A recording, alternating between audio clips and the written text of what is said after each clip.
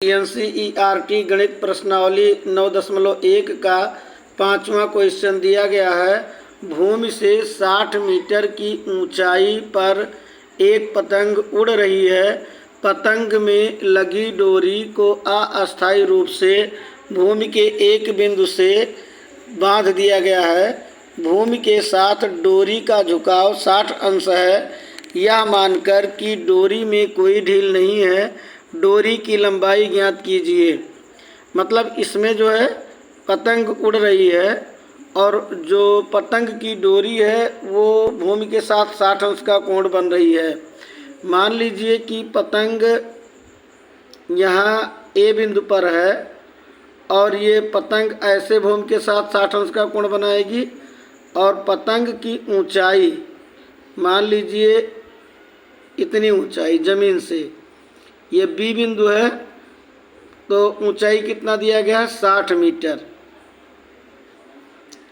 और भूमि के एक बिंदु पर यहाँ पतंग की डोरी को बांध दिया गया है। मान लीजिए कि सी बिंदु पर बांध दिया गया है और पतंग की डोरी जमीन के साथ 60 अंश का कोण बनाती है। तो इस डोरी की लंबाई ज्ञात करना है, यानी AC का मान ज्ञात करना है। तो हम यहाँ देखते हैं, यहाँ लंब पता है और कर्ण ज्ञात करना है। तो जो भुजा ज्ञात करनी होती है वो अंश के रूप में लिखते हैं, यानी कि AC हमको ज्ञात करना है तो यहाँ AC ऊपर और जो भुजा ज्ञात होती है वो नीचे लिखते हैं, हर के रूप में लिखते हैं। तो यहाँ पर ये ऊंचाई 60 मीटर यानी AB का मान इसमें ज्ञात है तो इसको हम नीचे लिखेंगे। अब देखते हैं थीटा के सम्मुख भुजा ये लंब और ये कर्ण यानी कर्ण बटे लंब। तो हम देखते हैं कि कर्ण बटे लंब ये क्या होता है, कौन सा त्रिकोणमितीय फलन होता है।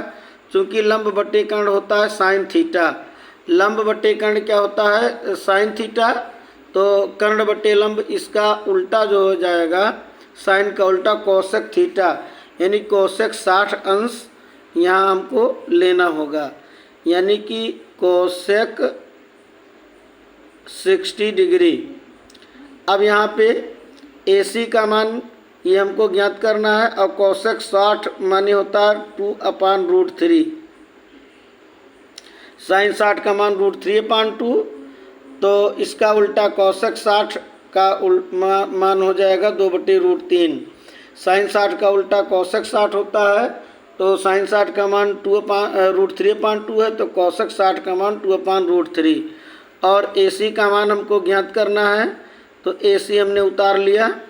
AB यानी इसकी ऊंचाई 60 मीटर दी गई है, तब तिरछा गुणा कर देंगे, ये AC√3 AC गुणे √3 और ये 60 दूनी 120। अब यहाँ पे √3 नीचे जाएगा तो AC इज इक्वल टू 120/√3।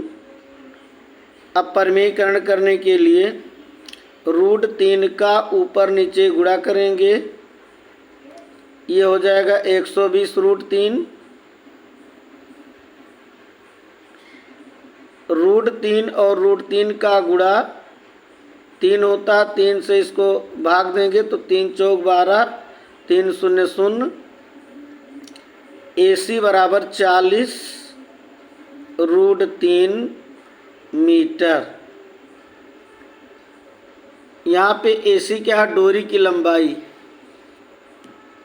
तो इसलिए डोरी की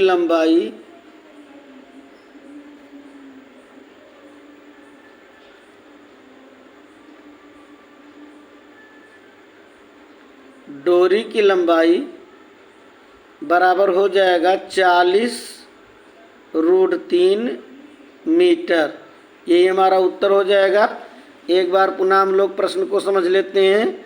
भूमि से 60 मीटर की ऊंचाई पर, तो यहाँ ये भूमि पर बिंदु B है, इससे 60 मीटर की ऊंचाई पर एक पतंग उड़ रही है। A बिंदु पर कोई पतंग उड़ रही है। पतंग में लगी डोरी, ये पतंग की डोरी है, यहाँ से पतंग उड़ाया जाता है, ऐसे उड़ करके यहाँ पहुँचती है, तो ऊंचाई 60 मीटर और ये पतंग की डोरी है।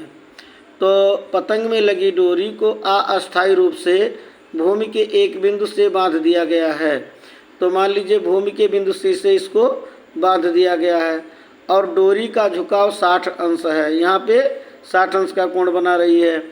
तो अब इसमें जो है हमको डोरी की लंबाई ज्ञात करनी है, यानी AC का मान ज्ञात करना है और ये AB का मान दिया गया है। तो कोण के सम्मुख भुजा लंब और ये कर्ण, तो चूंकि कर्ण हमको ज्ञात करना है तो जो ज्ञात करना है उसको ऊपर लिखेंगे AC और जो ज्ञात होता है उसको नीचे लिखेंगे, यानी कि AB का मान यहाँ AB नीचे, तो कर्ण बट्टे लंब हो गया। तो कर्ण बट्टे लंब कोशक में होता है कोशक 60, तो कोशक 60 का मान 2/√3, AC बटा AB का मान 60 दिया है, तिर्यक गुणन करके प्राप्त होगा AC गुणे √3 बराबर 120।